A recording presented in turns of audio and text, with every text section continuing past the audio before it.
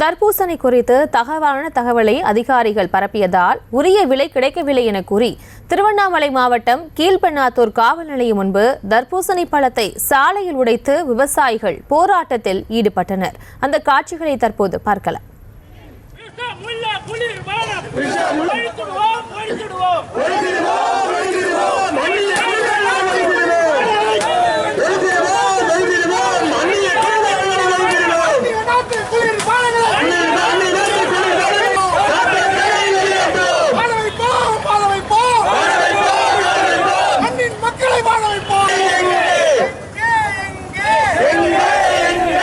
இது குறித்த கூடுதல் விவரங்களோடு இணைகிறார் செய்தியாளர் கோவிந்தராஜ். கோவிந்தராஜ், வணக்கம். இந்த போராட்டத்தில் எத்தனை பேர் வரை கலந்து கொண்டிருக்கிறார்கள்? அவருடைய கோரிக்கை என்ன? விவரங்களை வழங்கலாம்.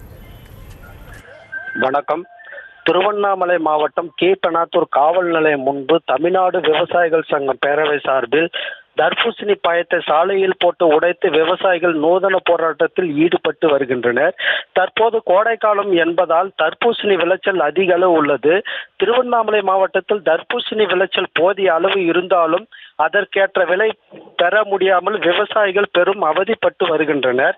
குறிப்பாக தர்பூசணி பழத்தை பற்றி அதிகாரிகள் தவறான பிரசாரத்தை கண்டித்தும் அதிகாரிகள் இது போன்ற செயல்களில் ஈடுபடக்கூடாது என்று வலியுறுத்தி கீழ்பெண்ணாத்தூர் காவல் நிலையம் முன்பு விவசாயிகள் தர்பூசணி பழத்தை சாலையில் போட்டு உடைத்து நூதன ஆர்ப்பாட்டத்தில் சுமார் 50க்கும் மேற்பட்டோர் ஈடுபட்டு வந்தனர்.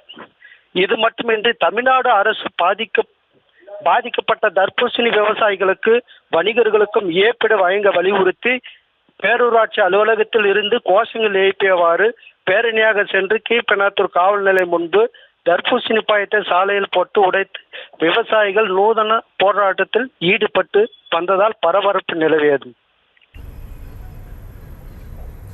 விவரங்களுக்கு நன்றி கோவிந்தராஜ்.